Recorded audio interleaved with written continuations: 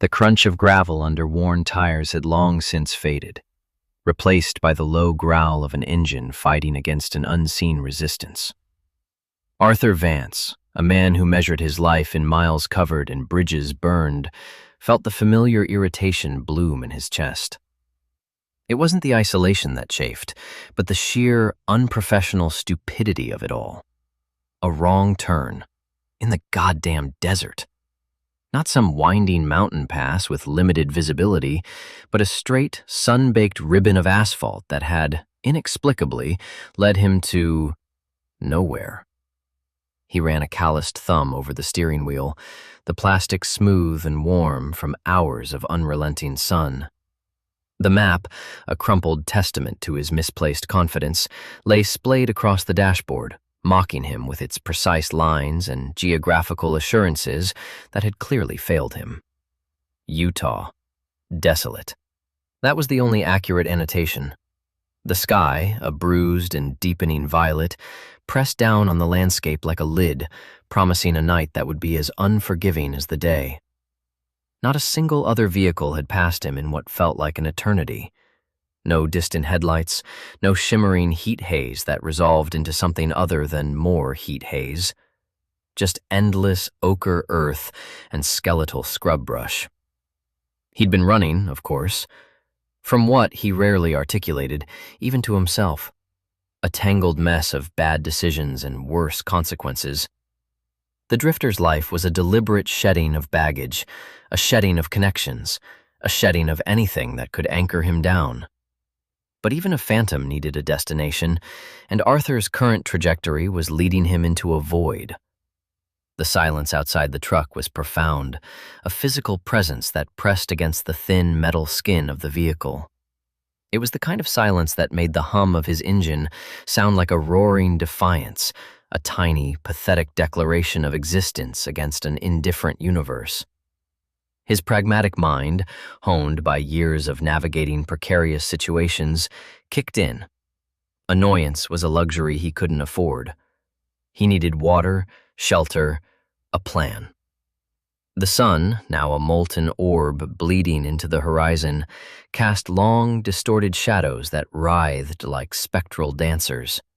He squinted, his eyes scanning the monotonous expanse, searching for any irregularity, any anomaly that might offer a sliver of hope. His gaze snagged on something, a smudge against the deepening twilight.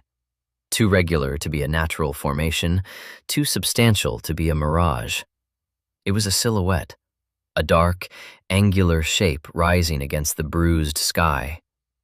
A building, an actual, man-made structure. His heart gave a tentative, unbidden thump. It was distant, impossibly so, a smudge on the curve of the earth. But it was there. A farmhouse, he deduced, the peaked roof and rectangular form unmistakable even at this distance. Abandoned, most likely. This far out, in this desolate stretch of nothing, anything still standing was a testament to stubbornness or profound loneliness. A wave of something akin to relief, though Arthur would never have named it as such, washed over him. It was the relief of a predator spotting prey, a climber seeing a handhold. Shelter, a chance to regroup. He adjusted his grip on the steering wheel, his cynicism momentarily silenced by the primal instinct for survival. The truck, bless its battered frame, still had some fight left in it. He nudged the accelerator, the engine groaning in protest but responding. The silhouette grew, slowly, agonizingly, as if the land itself was resisting his approach. The closer he got, the more dilapidated the farmhouse became. Paint peeled like sunburnt skin, revealing bleached, weathered wood beneath.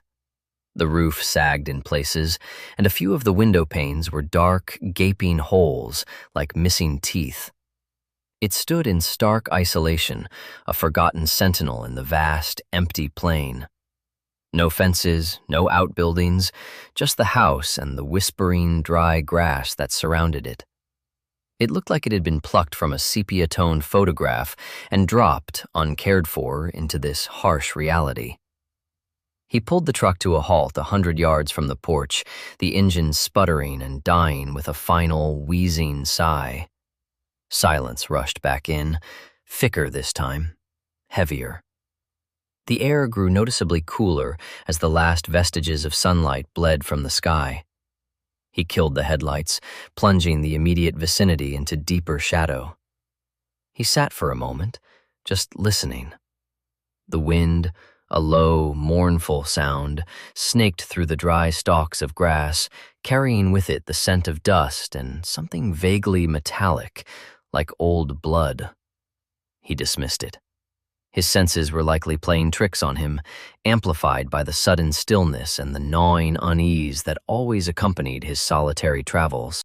He climbed out of the truck, stretching muscles stiff from the long, aimless drive. The silence here was different from the silence of the open road.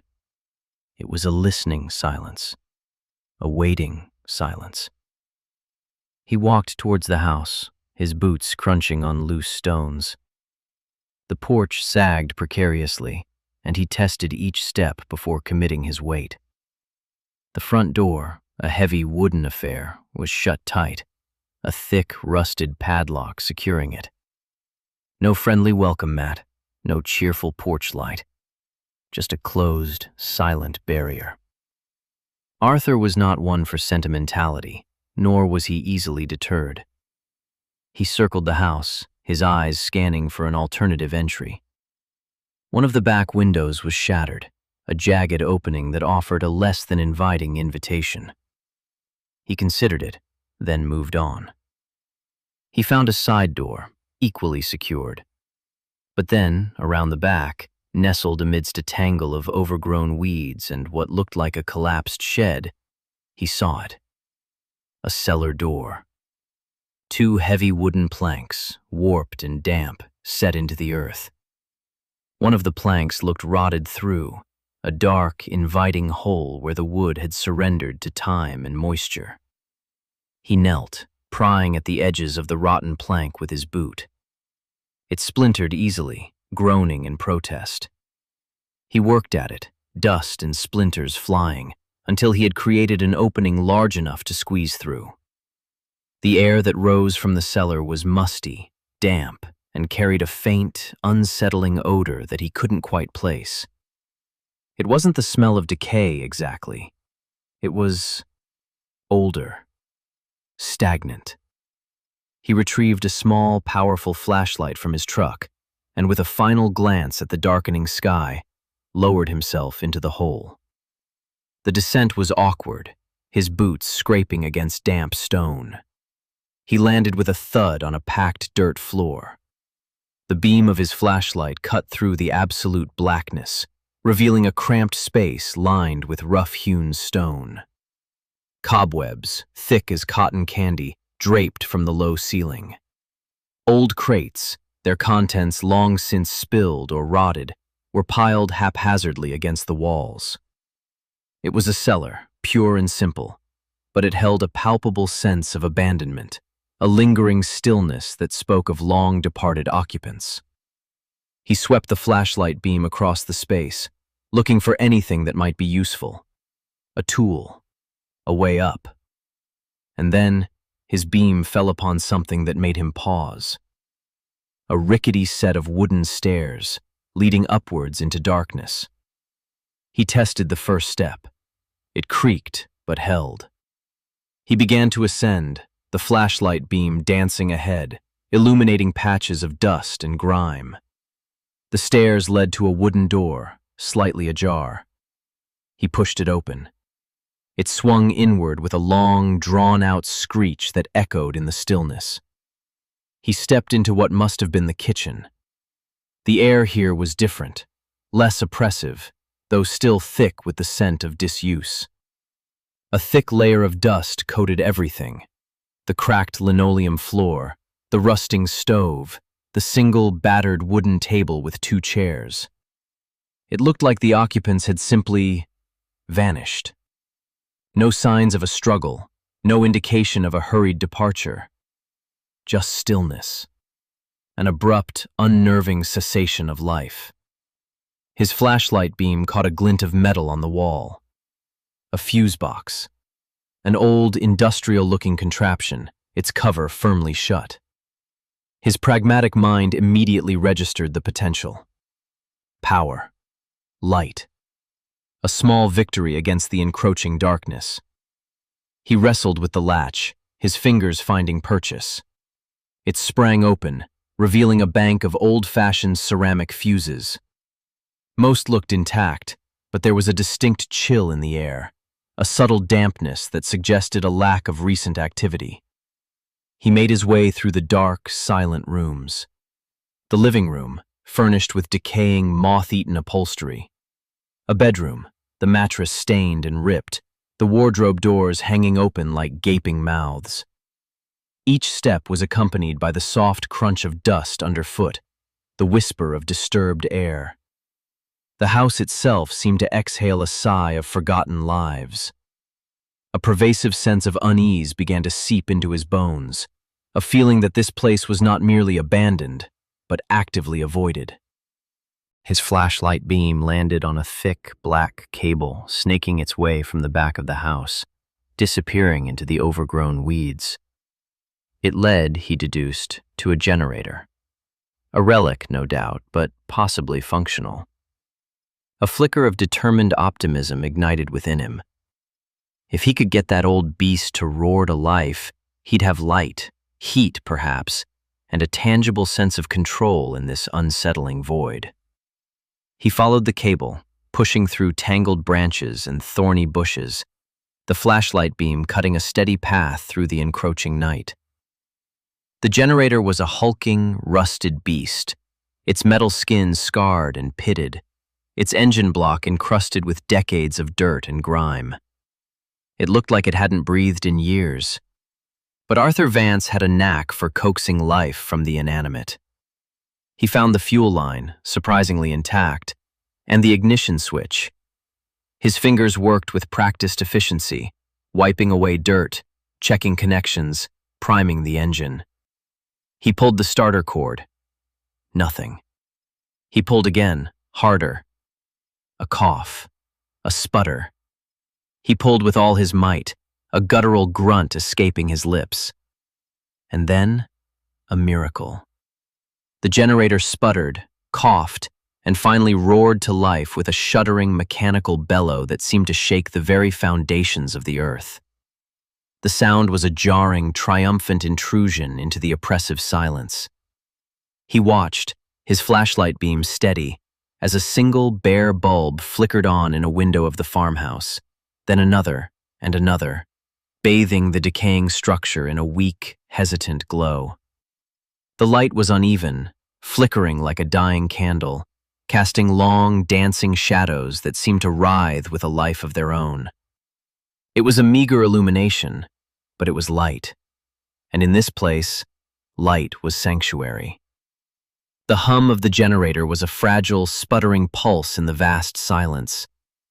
Arthur Vance stood in the doorway, a shadow framed against the deepening indigo of the Utah sky.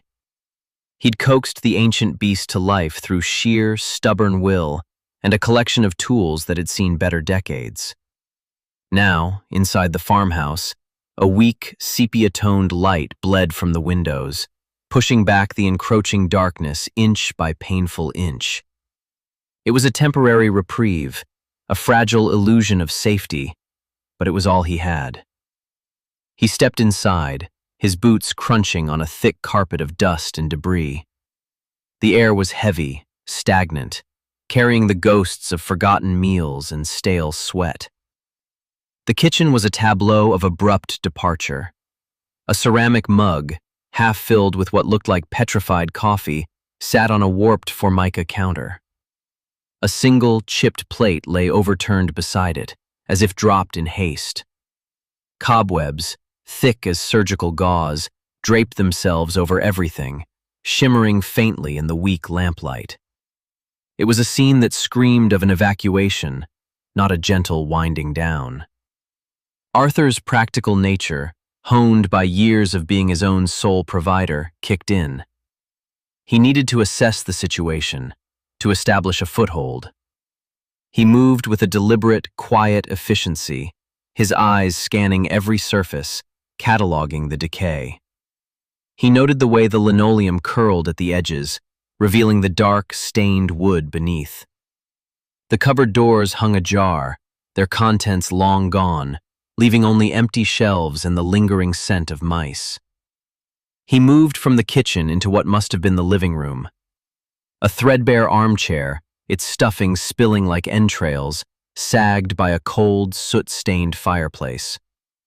The mantelpiece was bare, save for a single tarnished silver frame, face down.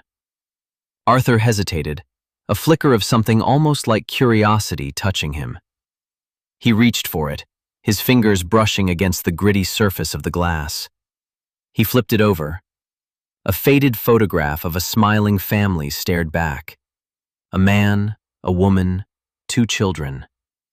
Their smiles were wide, genuine, a stark contrast to the desolation surrounding them.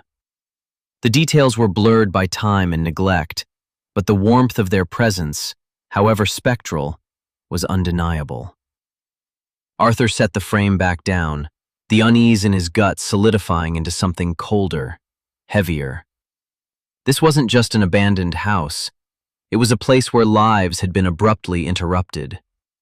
He continued his patrol, his senses on high alert.